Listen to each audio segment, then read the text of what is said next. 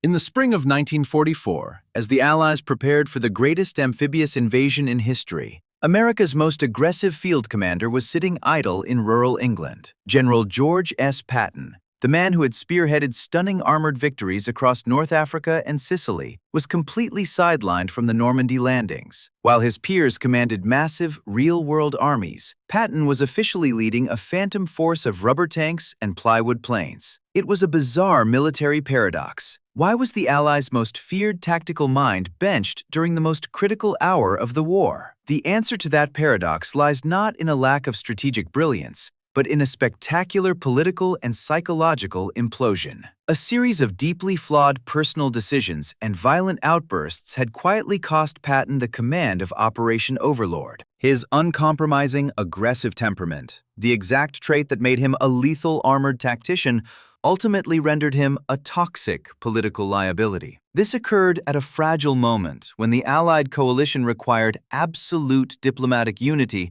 and strict public discipline. This mounting internal crisis forced Supreme Allied Commander Dwight D. Eisenhower to make an unprecedented calculation, fundamentally altering the command structure of the entire European theater. Eisenhower had to weigh raw battlefield effectiveness against explosive public outrage and political fallout. Ultimately, the situation demands a critical question about the nature of high command. How did a general so universally feared by the German military apparatus end up completely isolated from the real invasion beaches? How did the United States High Command decide that its finest, most aggressive combat leader was actually far more valuable to the war effort as a carefully constructed strategic decoy than as a commander leading the first wave into Normandy? By the autumn of 1943, the Anglo-American alliance was operating under crushing, almost unimaginable strain. Preparing for the liberation of Europe was not simply a military puzzle of ships, landing craft, and logistics. It was a fragile geopolitical balancing act. The Allied command structure, spearheaded by General Dwight D. Eisenhower, had evolved into a massive, modern bureaucracy. Eisenhower was not just a battlefield tactician. He was acting as a corporate chairman, a chief diplomat, and a political shock absorber. His daily reality involved managing the towering egos of British commanders like Bernard Montgomery, smoothing over complex diplomatic crises with Winston Churchill, and answering to a deeply scrutinizing American press corps. In this new era of global industrial warfare, military leadership required endless tact, compromise, and a profound sensitivity to public opinion. The forces fighting this war were not professional, lifelong mercenaries. They were vast, democratic citizen armies, composed of drafted school teachers, mechanics, farmers, and clerks from Ohio, Pennsylvania, and New York. In the United States, the mothers and fathers of these soldiers,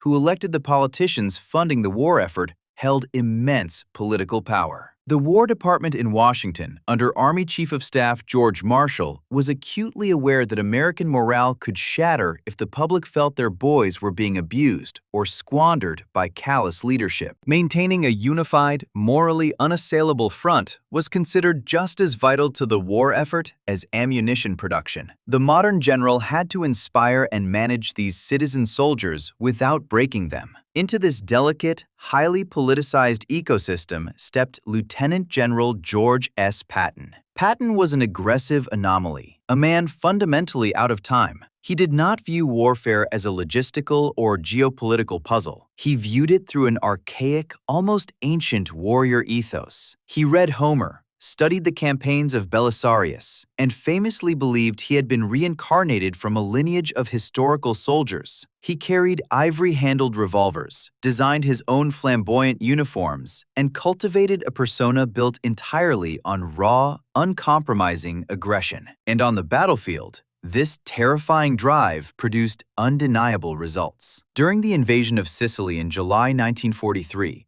commanding the U.S. 7th Army, Patton orchestrated a relentless, lightning-fast advance. He pushed his men through blistering heat, malaria-infested valleys, and rugged terrain, driving them mercilessly to capture the strategic port city of Messina. He not only crushed Axis defenses, but deliberately raced against his British rival, General Montgomery, proving to the world that American armor could outpace and outfight anyone. Sicily cemented his reputation as the most lethal operational mind in the Allied arsenal. The German High Command, assessing the campaign through intelligence reports, rapidly marked Patton as their most dangerous adversary in the field. But the very traits that fueled Patton's armored thrusts across the Mediterranean, his ruthlessness, his blinding speed, his absolute refusal to compromise, made him a walking disaster in the sterile hallways of coalition politics. Patton despised the bureaucratic nature of the modern military. He viewed diplomacy as weakness, coalition management as a distraction, and the press as a nuisance to be bullied or ignored. He operated with a terrifying lack of a filter, frequently making inflammatory, off-the-cuff remarks that horrified the War Department. To Patton,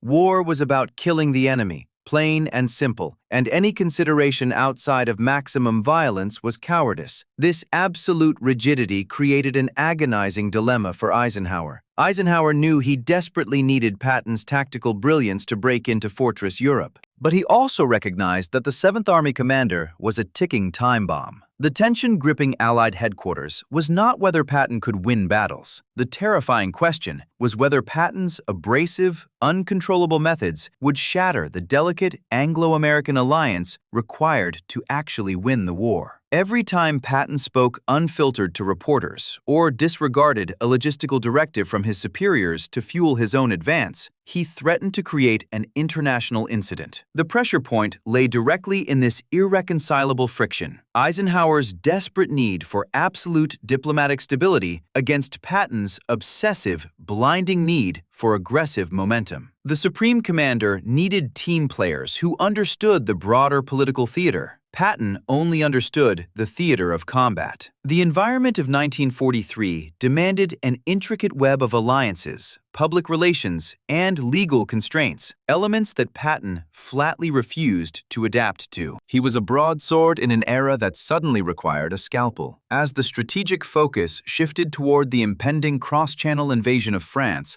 the fault lines in Patton's archaic command style were already beginning to crack under the pressure. The stage was set for a spectacular collapse. The realization slowly dawning on Eisenhower and eventually on the War Department was a grim one. The ultimate threat to George S. Patton's career and to his place in the vanguard of the D-Day landings was not going to be a German panzer division lying in wait across the English Channel. His undoing would come entirely from within, triggered by his own explosive, ungovernable temperament in the sweltering heat of a Sicilian summer. The collapse of Patton's operational command did not happen under the fire of German artillery. It occurred inside the stifling canvas tents of 2 American medical clearing stations in August 1943. On August 3rd, Patton was touring the 15th Evacuation Hospital near Nicosia, Sicily. Amidst rows of severely wounded men, he encountered Private Charles Cool, a soldier physically uninjured but shivering from a severe case of combat exhaustion and, as medical officers later discovered, chronic dysentery and malaria. When Cool admitted he simply couldn't take it, Patton snapped. He slapped the private across the face with his gloves,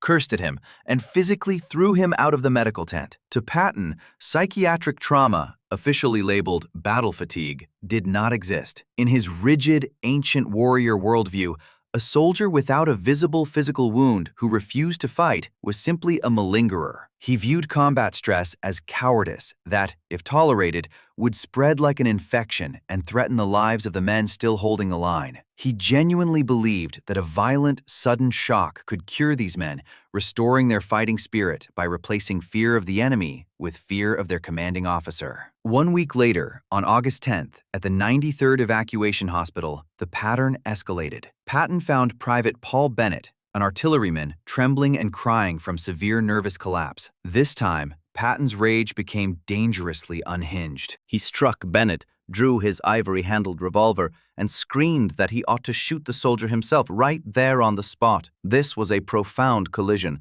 between a 19th-century military mindset and the brutal psychological realities of 20th century industrial warfare. The medical officers were appalled. They immediately filed detailed reports that bypassed Patton's headquarters and landed directly on the desk of Supreme Commander Dwight D. Eisenhower. Eisenhower was furious, but he faced an agonizing tactical dilemma. The Allies were preparing to invade mainland Italy, and he could not afford to lose his most effective combat general. He opted for quiet containment. Eisenhower sent Patton a blistering private reprimand, ordering him to issue personal apologies to the soldiers and the medical staff. The Supreme Commander hoped these apologies would settle the matter internally, keeping his premier armored tactician on the board without alerting the War Department or the public. For a few fleeting weeks, the containment strategy worked, but the secret was simply too explosive to keep. When a prominent American radio broadcaster stateside caught wind of the hospital reports and broke the story to millions of listeners back home, the fragile quiet was shattered. What began as a localized disciplinary infraction instantly detonated into a massive, uncontrollable public relations crisis, completely stripping Eisenhower of his ability to handle the matter behind closed doors. On November 21, 1943, the influential journalist Drew Pearson went on national radio and broadcast the exact details of the hospital slapping incidents to the American public. The fallout was instantaneous and explosive. Millions of families with drafted sons deployed overseas were outraged. Letters flooded the War Department. Members of the United States Congress publicly demanded Patton's immediate dismissal, with some calling for a formal court-martial. In the halls of Capitol Hill, the idea that a high-ranking officer would physically assault a hospitalized, traumatized draftee was a political nightmare. It struck at the very heart of the democratic military ethos, the fundamental promise that the government would treat its citizen soldiers with basic human dignity, even in the meat grinder of global war. Eisenhower could no longer shield his most aggressive armor commander. The political pressure emanating from Washington, driven specifically by Army Chief of Staff George Marshall, dictated that coalition stability and domestic support heavily outweighed Patton's immediate utility in the Mediterranean theater. In January 1944, Eisenhower made the painful but mathematically necessary decision. Patton was officially relieved of his command of the beloved 7th Army. He was transferred to England, effectively benched, while General Omar Bradley, a methodical, mild-mannered infantryman whom Patton had previously outranked and considered far too cautious, was elevated to command the First U.S. Army, the real American invasion force destined for the beaches of Normandy. Arriving in London, Patton found himself adrift in a purgatory of administrative limbo. For a man who defined his entire existence and his historical destiny by the crucible of combat, the sidelines were agonizing. He watched from the periphery as Bradley, Montgomery, and Eisenhower mapped out the staggering logistical puzzle of Operation Overlord. Patton's private diaries and letters from this period reveal a deep, festering bitterness. He genuinely believed that the Allied High Command was actively sacrificing the lives of frontline soldiers by prioritizing diplomatic niceties over his doctrine of unrelenting, high-tempo violence. He was given nominal command of the Third Army, but in the spring of 1944, the Third Army existed largely on paper, a follow-on force that would not see action until well after the initial Normandy beachheads were secured. Instead of laying low and waiting for his operational moment, Patton's profound political blindness triggered a secondary, entirely unforced crisis that nearly ended his military career permanently. On April 25, 1944, just 6 weeks before D-Day, Patton was invited to a modest welcome club gathering in the small Cheshire town of Knutsford. It was meant to be a minor, informal affair, a local gesture of Anglo-American goodwill for the women running the local volunteer service. Despite explicit standing orders from Eisenhower to avoid the press at all costs, Patton stood up to deliver off-the-cuff remarks. In a brief, seemingly innocuous speech, he declared that it was the evident destiny of the British and the Americans to rule the post-war world. He glaringly, and perhaps deliberately, omitted the Soviet Union. Within hours, a British reporter in the room filed the story. It crossed the Atlantic and hit the American papers with catastrophic timing. At that exact moment, The fragile Allied coalition was working desperately to keep Joseph Stalin engaged on the Eastern Front, where the Red Army was actively absorbing the vast majority of German military casualties. An American general publicly and casually alienating the Soviet Union was a diplomatic disaster. A furious George Marshall sent a cable to Eisenhower, bluntly stating that he was tired of Patton's inability to control his mouth, effectively authorizing his complete removal from the European theater. Eisenhower summoned Patton to his headquarters. The Supreme Commander laid out the grim reality. One more infraction, however minor, and Patton would be sent home to the United States in permanent disgrace, stripped of any role in the war. Patton, reportedly moved to tears, and acutely aware of his own self-sabotage, pleaded to be retained. Eisenhower relented, saving him by a razor-thin margin. But the reality of the situation was finally cemented. Patton was permanently locked out of the primary D-Day command structure. He was a political outcast, a liability kept on an incredibly short leash. But across the English Channel, deep inside the command bunkers of the German military, a profound cultural misunderstanding was actively taking shape. The German military intelligence apparatus, specifically the Fremde Heere West, or Foreign Armies West, led by Colonel Alexis von Rona, was meticulously evaluating the Allied command structure. The German officer corps was deeply steeped in the rigid, aristocratic traditions of the Prussian military. To them, the concept of a civilian public, or a newspaper columnist, dictating military appointments was utterly incomprehensible. They looked at the hospital slapping incidents, the domestic American outrage,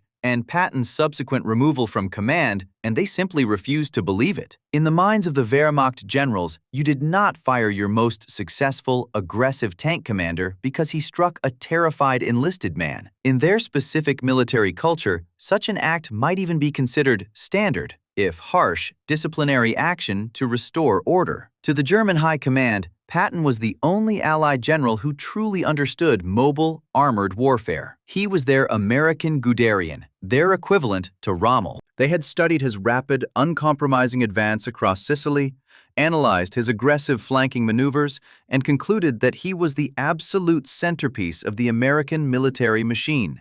Therefore, German intelligence analysts concluded that Patton's supposed public disgrace was an elaborate, highly transparent cover story. This cultural projection led the Germans to a massive strategic miscalculation.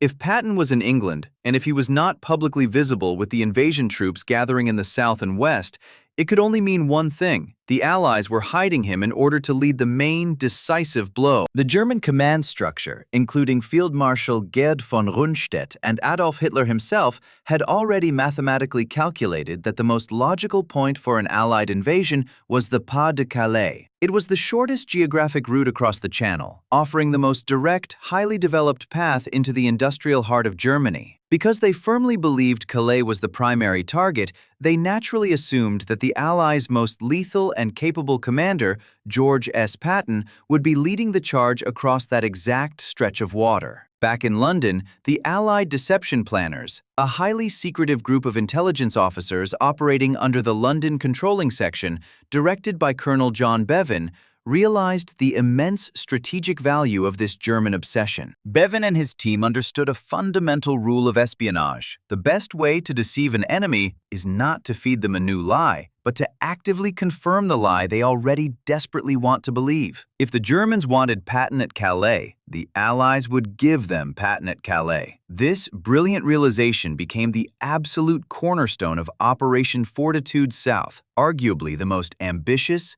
complex, and successful strategic deception campaign in military history. The Allies took the disgraced, benched general and placed him at the head of a massive, terrifying phantom force, the First United States Army Group, or FUSAG. On paper, FUSAG was an absolute operational juggernaut, consisting of over 1 million men, roughly 50 divisions, with its headquarters strategically positioned in the southeast of England, pointing directly like a dagger at the Pas-de-Calais. But in reality, FUSAG was an elaborate ghost story, meticulously constructed out of canvas, plywood, radio frequencies, and weaponized lies. The physical manifestation of this phantom army was handed to specialized camouflage and engineering units.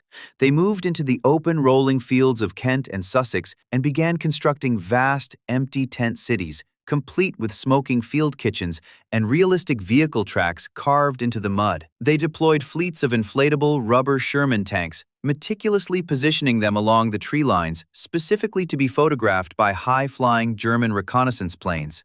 They built fake landing craft out of scaffolding and canvas, mooring them by the hundreds in the Thames estuary. Handfuls of troops were periodically driven through the area in trucks, intentionally kicking up dust and creating the visual illusion of massive logistical movements, only to loop back under the cover of darkness and drive through the exact same villages again the next day. But visual trickery was nowhere near enough to fool the highly sophisticated German intelligence networks. To make the deception work, the Allies had to make the Ghost Army sound real. The United States Signal Corps launched a massive, coordinated radio spoofing operation. Hundreds of radio operators were stationed across the southeast, broadcasting a continuous 24-hour stream of fake, carefully scripted military traffic. They transmitted encrypted orders for fictitious troop movements, requisition forms for thousands of non-existent daily rations, and the mundane administrative chatter that flawlessly mimicked the daily operations of a massive army group preparing for a cross-channel invasion. Crucially,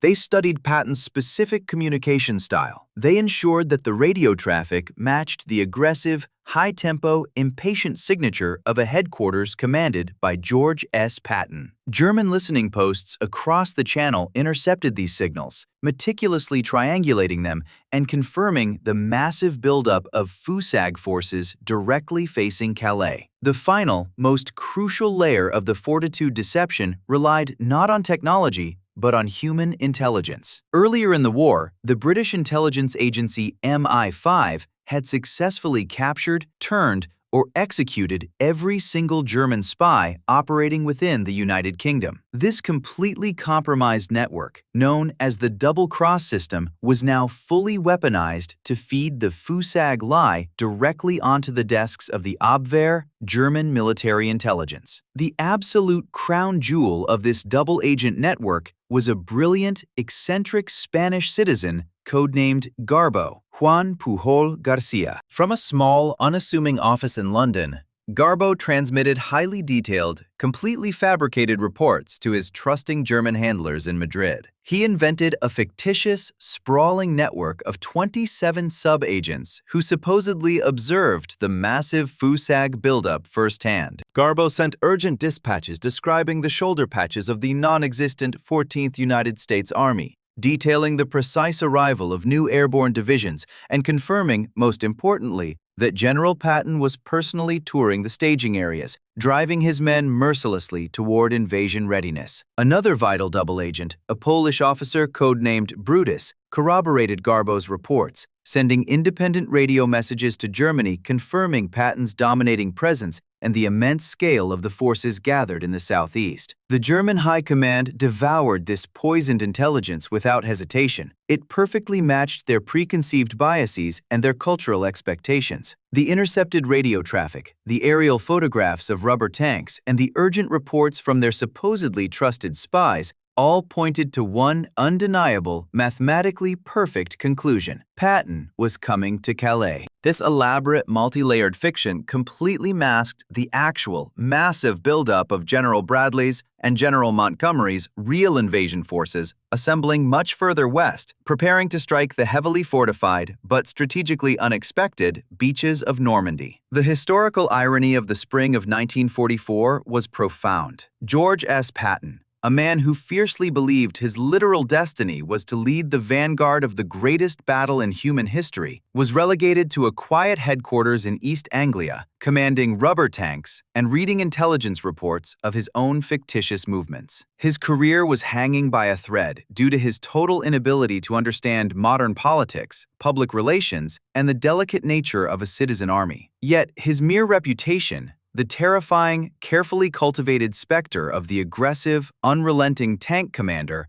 was actively shaping the German defensive strategy for the entire European theater. Without issuing a single real combat order, without burning a single gallon of diesel, and without firing a single real shot, the disgraced general was holding hundreds of thousands of veteran German troops and critical, heavily armored panzer divisions completely paralyzed around the Pas-de-Calais, desperately waiting for an invasion led by a man who was not coming. The bitterest irony of George S. Patton's public disgrace was that his complete absence from the Normandy beaches on the morning of June 6, 1944, became the precise mechanism that allowed Operation Overlord to survive its fragile first hours. As Allied troops bled onto the sand, the German High Command steadfastly refused to release their most lethal armored reserves. Elite panzer divisions and the massive German 15th Army remained anchored near the Pas-de-Calais, their commanders staring across the narrowest stretch of the channel, convinced the Normandy landings were merely a costly diversion. They were waiting for the true invasion force. They were waiting for Patton. His meticulously weaponized reputation achieved a level of strategic paralysis among the enemy that his physical presence on Omaha Beach never could have matched. Yet, the personal toll of this deception was excruciating. Stuck in a quiet English manor, surrounded by maps of a battle he was not permitted to fight,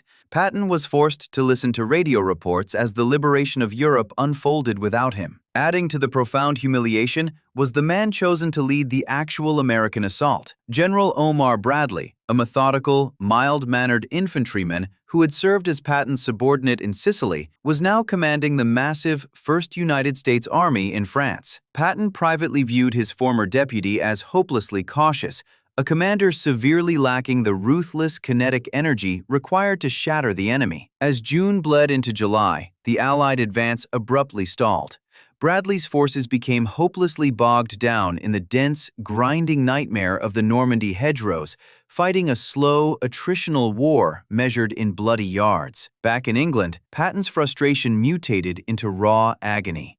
His diary entries from this period read like the writings of a caged predator. The supreme armored tactician of the Allied forces was forced to watch a stagnant, brutal stalemate from the sidelines, begging the High Command to finally unleash him across the Channel. The agonizing wait finally ended in the last week of July 1944. General Omar Bradley, desperate to shatter the claustrophobic stalemate of the Norman hedgerows, launched Operation Cobra. Following a massive, concentrated aerial bombardment on July 25th, American forces finally cracked the exhausted German defensive crust near Saint-Lô, prying open a narrow, chaotic corridor at the coastal town of Avranches. The grueling, methodical attrition required to achieve this breakout had been accomplished by the First Army. Now, the Allies needed something else entirely. They needed rapid, merciless exploitation. On August 1st, Eisenhower officially activated the United States Third Army on French soil, finally slipping George S. Patton off his leash. The release of Patton's pent-up kinetic energy was immediate and catastrophic for the German defenders. Pouring his armored divisions through the narrow Avranches bottleneck, Patton did not simply advance, he exploded across the French countryside in a devastating blitzkrieg. He completely abandoned the cautious, linear tactics that had defined the previous 2 months of the campaign. Instead, he drove his tank columns with terrifying speed, initially sweeping west into Brittany before aggressively pivoting his main force east, driving a massive armored wedge straight toward the Seine. To maintain this blinding operational tempo, Patton took massive tactical risks. He actively ignored the vulnerability of his own flanks, relying entirely on the fighter-bombers of the 19th Tactical Air Command to protect his exposed columns from the air. He bypassed heavily fortified towns, severed enemy communication lines, and drove his men relentlessly through the night. In the German command bunkers, confusion rapidly mutated into sheer panic. Field Marshal Günther von Kluge, commanding the German forces in the west, suddenly found his entire left flank disintegrating. The phantom general they had spent months waiting for at the Pas-de-Calais was suddenly operating deep in their rear, moving armored columns faster than German staff officers could physically track on their situation maps. This lightning-fast pursuit across France completely validated Patton's uncompromising tactical doctrine. His violent, unyielding temperament, the exact psychological rigidity that made him a toxic liability in the sterile environment of coalition politics, became the perfect, indispensable instrument for armored exploitation. The messy, foundational work of the invasion had required diplomats, logisticians, and methodical planners. But once the German lines were broken, the European theater demanded a killer. By channeling his deep-seated aggression into pure velocity, Patton fused his own personal redemption with the desperate strategic necessities of the Allied campaign. Yet, returning to the image of George S. Patton sitting idle in the English countryside in the spring of 1944, commanding a phantom army of rubber tanks and plywood planes, the true nature of his exile comes into sharp focus. His removal from the D-Day vanguard was never merely a disciplinary punishment for his actions in the medical tents of Sicily. It was a cold, calculated geopolitical necessity for a democratic alliance fighting a global war. Dwight D. Eisenhower understood a fundamental reality that Patton flatly rejected. Winning World War II required political stability, sustained public support on the home front, and delicate coalition management just as much as it required aggressive battlefield tactics. The liberation of Europe could not be spearheaded by a man who viewed basic diplomacy as weakness and public relations as an insult. Patton's turbulent journey from the stifling heat of the Mediterranean to the sprawling ghost army camps of Kent demonstrates the stark, unforgiving reality of modern military leadership. Raw tactical brilliance, no matter how lethal or terrifying to the enemy, is ultimately rendered useless if a commander cannot survive the political and disciplinary demands of leading a drafted citizen army. The war was not won solely by archaic warriors charging blindly ahead of their supply lines, nor was it won entirely by cautious bureaucrats managing public opinion. The meaning of Patton's temporary disgrace is found in the agonizing, necessary compromise between the two. The Allied High Command had to possess the strategic wisdom to recognize exactly when to bench their most dangerous combat leader to protect the fragile political alliance, and exactly when to finally slip him off the leash to destroy the enemy. In the end, America's most fearsome battlefield commander did not secure the beaches of Normandy with a brilliant armored charge, but by simply sitting in a quiet canvas tent in southeastern England. Benched by his own uncontrollable temper, George S. Patton paradoxically became the Allies' ultimate strategic weapon. Without issuing a single combat order or firing a weapon, he held hundreds of thousands of veteran German troops hostage across the Channel, pinning them in place with nothing but the paralyzing gravity of his own violent reputation.